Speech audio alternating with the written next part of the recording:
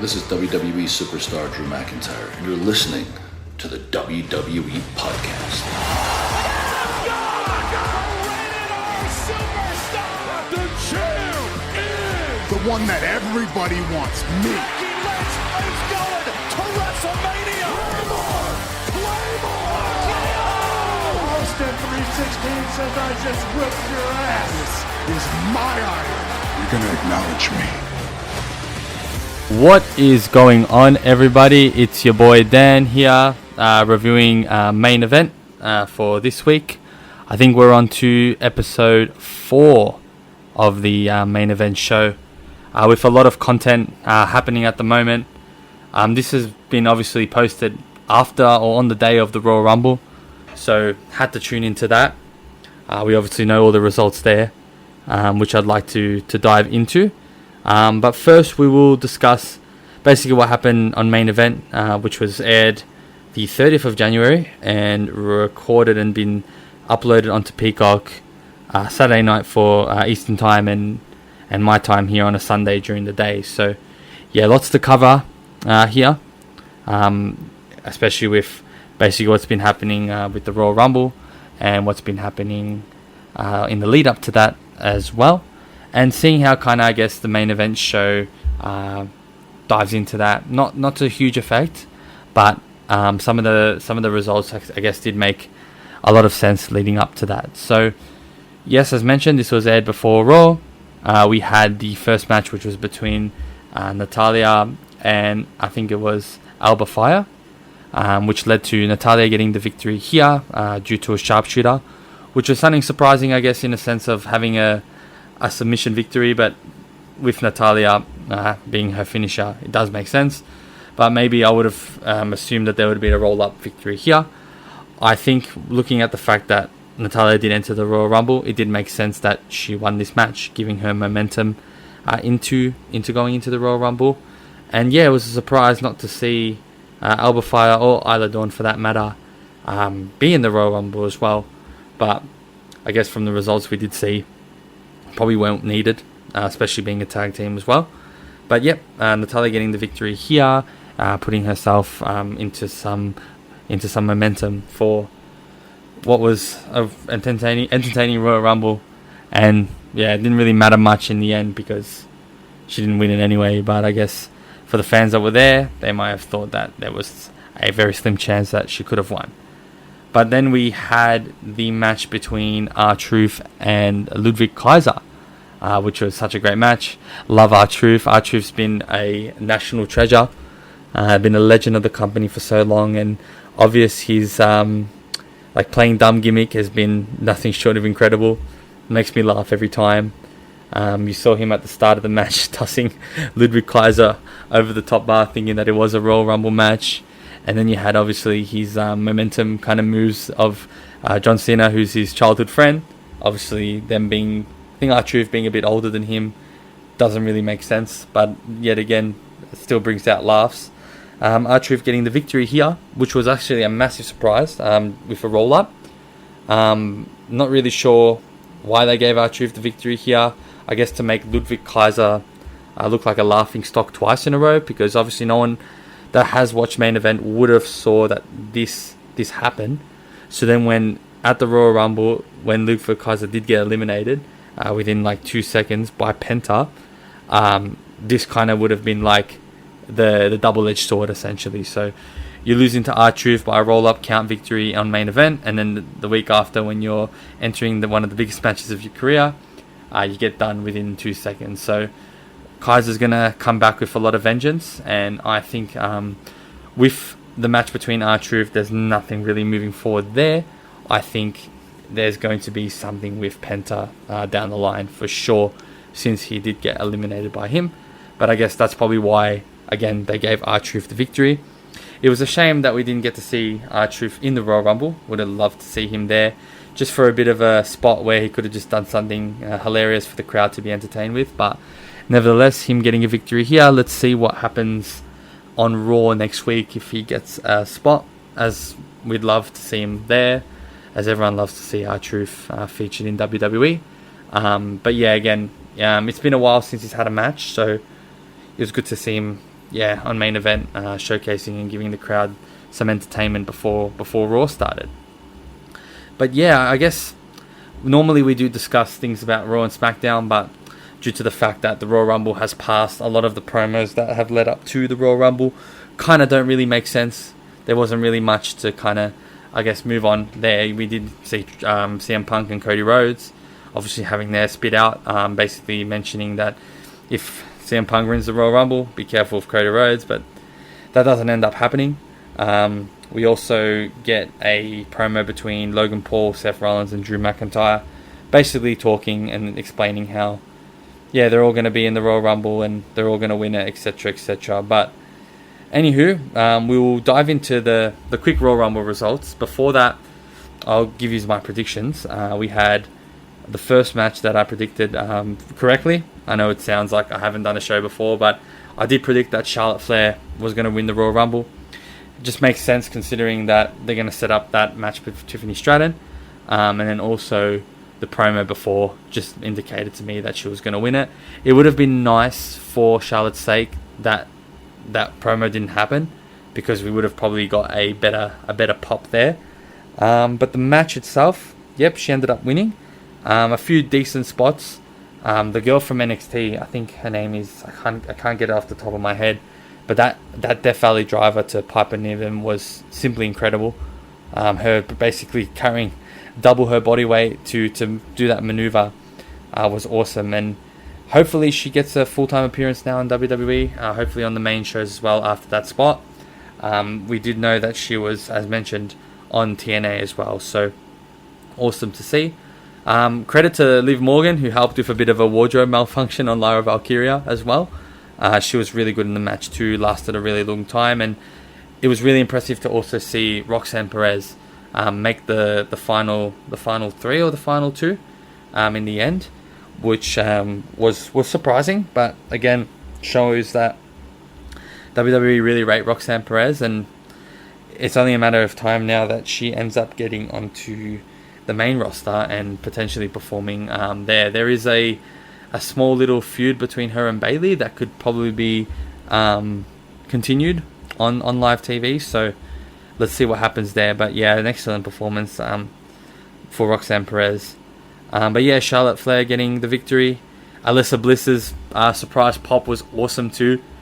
She looks so cool in the ring, just giving that tribute to Bray Wyatt, and with her doll as well, coming out to a massive pop, and it was a massive surprise there that she obviously came, and it's been over 2.5 years since she's performed in the ring, and I do think, based on what I saw, just a little kind of advertisement that Alyssa Bliss was back and they were selling merch, that she might be here for the long term. So excited to see what will happen with her, whether she joins the Wyatt Six or whether she just becomes a single superstar. I guess we'll find out. But again, was awesome to see her. And then the other surprise was Nikki Bella, but I feel as though a lot of people were expecting AJ Lee, which was a bit of a bummer, because it would have been awesome to see AJ Lee come out the ring, and especially with the ramp being so long, her skipping all the way to the ring would have been pretty cool as well. But hopefully we get to see her again next year. I would love to see AJ Lee back into WWE, but I think she has no interest. From what I've read in the past, she just doesn't really care about what's going on. I heard when CM Punk was feuding with Drew McIntyre, mentioning her on the beads on the wristband that CM Punk was wearing. She didn't seem to care about it, so maybe her passion is not with WWE and she's not willing to get back into the ring. We then had the 2 out of 3 falls match between DIY and the Motor City Machine Guns. The Motor City Machine Guns, sorry. Not the Motor City, they're pretty good, but they didn't get it done this time due to, I guess, Angelo Dawkins and Montez Ford interfering with the match. It was weird that Michael Cole had to basically explain the motives behind Dawkins and Ford, basically probably trying to just cement that they're not heels, they're still, I guess, baby faces, but it does make their characters a lot more interesting, and the tag team division a lot more interesting as well. You can see that there's a lot of feuds and a lot of disgruntlement between all the tag teams, so I do suspect that leading up to WrestleMania we're going to have a massive, whether it's a 6-man tag ladder match or a 4-man, we're we're going to see a lot of these tag teams involved in WrestleMania. So they're doing that well and nicely. But yeah, DIY gets the victory here with the help of the Street Profits. But again, doesn't really indicate that the Street Profits are aligning with them. They are obviously seeking revenge from being attacked backstage, and obviously want their hands on the title as well. A 2 out of 3 falls match. For a match that went for 14 minutes, I didn't see the point. It would have been a lot better to have probably a different stipulation. I feel like with 2 out of 3 falls, the match has to last at least over 30 minutes. So the fact that it only lasted 14 minutes just didn't really make sense. I would have preferred it being a tornado tag team match or something with, I guess, no disqualification. Obviously, tag teams don't have that, but maybe a tables match or something, I don't know. But definitely the 2 out of 3 falls wasn't the ideal stipulation for this type of match, especially given that they didn't have enough time to work with. But yeah, we'll see what happens with all the tag teams moving forward. I love that DIY has turned heel. I think it's been a great angle. I think they're doing a good job with that, and it just makes them a lot more relevant and a lot more meaningful having those titles on their hands as well. So yeah, I think they're going to drop it at WrestleMania, but the feuds have been pretty nice. And then we get by far the match of the night, far out this match between Cody Rhodes and Kevin Owens, and a ladder match. Kevin Owens obviously falling short to Cody Rhodes with that Alabama slam. That was brutal. I mean, brutal. You saw Kevin Owens' head hit the ground and his neck twist. Oh man, like crazy. And I think of all the ladder matches I've seen, besides probably that spot where Jeff Hardy speared Edge spearing Jeff Hardy, off the top of the ladder, I haven't seen a brutal ladder match than that. And yeah, fair play to both fighters there and both superstars for putting that on for us. Lots of massive bumps, especially that Alabama slam, and then even that Death Valley driver with Kevin Owens. We did see Sami Zayn come out, and I thought for a minute that he was going to come in and prevent Cody Rhodes from winning the belt, but it seemed as though that Kevin Owens couldn't even move. So even if Sami Zayn was to interfere, I don't think it would have made any difference, because Kevin Owens did not look like he was gonna get up anytime soon. But Cody Rhodes getting the victory there, celebrating in front of Kevin Owens as well. That was pretty brutal, considering that Kevin Owens looked absolutely ripped. And now, I don't think this was a surprise, obviously. It would have been lovely to see Kevin Owens win. It would have shocked the world. But what's going to be interesting is who's going to actually fight Cody Rhodes, because it doesn't look like The Rock's anywhere to be seen. And there seems to be a lot of disgruntlement and feuds scattered leading up to I guess WrestleMania, and that no further was shown in the Men's Royal Rumble, who I guess the winner caught everyone by surprise. But I'm probably one of the only few that when it came down to John Cena and Jey Uso, I really was supporting Jey Uso. And John Cena is literally like my favorite wrestler from when I was a kid. I grew up watching John Cena. I grew up idolizing John Cena. He, to me, is the GOAT. He's the person that got me into WWE. I grew up grabbing his merch and being a massive Cena fanboy. So I can understand why this was the case, though, between those two, because we heard all back even in Money in the Bank that John Cena was going to compete in the Elimination Chamber. So I knew he wasn't going to win the Royal Rumble. He will get his 17th title. I hope he does, and I like the way that they're going with it, because if he was to win the Royal Rumble, I don't think would have made sense for the storyline.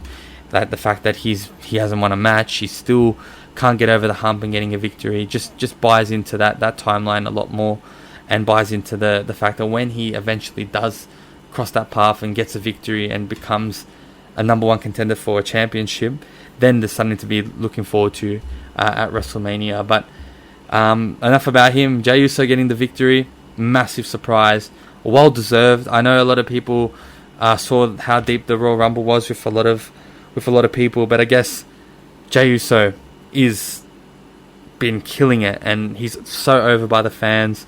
He's worked so hard to get where he needs to be, getting a singles title, putting the Bloodline feud over his singles attributions and his single goals, constantly falling short of the World Heavyweight Championship. So yeah, much deserved. And he'll most likely face Gunther. And what people got to realize, yeah, they're probably upset that Jey Uso won, but it doesn't not necessarily mean that Jey Uso is going to be main eventing WrestleMania here. We could see this match between him and Gunther and the second night as the first match, just like we saw with Seth Rollins and Drew McIntyre. So don't think that just because Jey Uso won the Royal Rumble, he's going to instantly main event WrestleMania. He will get a championship match guaranteed, but that does not mean he will main event WrestleMania. So look out for this space. Besides the win, Jacob Fatu was incredible, so that was something to be noted of. I was actually really impressed with Bron Breakker, the truth. I think he was awesome in the ring. That spear on speed was wild, caught me off guard. The spear on Roman Reigns was also really impressive, and it does show that Bron Breakker's got a lot to offer in WWE in the future, and it'll be exciting to see when he starts getting those world title opportunities, because yeah, he was incredible in the ring as well. Jacob Fatu, as mentioned, for what we know, was unbelievable, but for me the highlight was the Joe Hendry cameo, which was awesome to see. I was hoping that he'd make his appearance in the Royal Rumble, and I'm so glad he did. The fact that he got eliminated from Roman Reigns just shows the levels of I guess stardom between the two, but we all knew that Joe Hendry wasn't gonna win the Rumble. So again, it was still good to see him appear for was about 5 minutes, and hopefully that day comes where he finally becomes a full-time WWE superstar, and I feel like he's going to have a lot to offer when he does eventually arrive. The other probably thing to mention was the CM Punk elimination of both Seth Rollins and Roman Reigns. Seth Rollins basically, I think, turning heel here, turning and attacking Roman Reigns with 2 curb stomps. But again, I'm interested to see how those 3 are going to be involved in this, because they were obviously all seeking championship aspirations, but it seems like the feud between the 3 of them has sparked a lot of tension. So that's something to look forward to. Another thing to mention, Penta was the longest reigning, the longest lasting Iron Man, which I guess wasn't too much of a surprise, but we were able to see kind of what Penta can show, and it looks like WWE have a lot of plans for him, considering that he did last a really long time. And then I guess the most interesting one was the Drew McIntyre elimination. There's a lot of speculation that they had something to do with a botch there. I'm not sure who was involved, but they reckon one superstar was trying to get the limelight. It'll be good to know if that is true, and if it's not, it will also be just, I guess, interesting how they would play that spot in the future. And it seems like they might find something for Drew McIntyre there, which is interesting. So we don't know if that is actually something that really happened, or whether it's part of the storyline to make the next coming feud more interesting. But I guess it's going to be something we're going to look forward to on Raw and on SmackDown, and as well as Main Event, which will showcase, I guess, the episodes between SmackDown and Raw. When PLEs come, it is really difficult to record these, because their Main Event episode does come out the day of the PLE. So it's really hard to kind of backtrack and recap what happens on Raw and SmackDown when you guys are already knowing the results of Royal Rumble. So those promos don't really lead into anything that I can kind of discuss or predict come the PLE. But next week will be obviously much easier, because we'll have Raw and SmackDown filmed, and also the Main Event on Sunday before Raw airs on Tuesday for me. So these are all talking in Australian time. But again, Raw is going to be pretty amazing tomorrow. I'm really excited to see the ramifications about everything that's happened, what's going to happen with Jey Uso moving onto WrestleMania.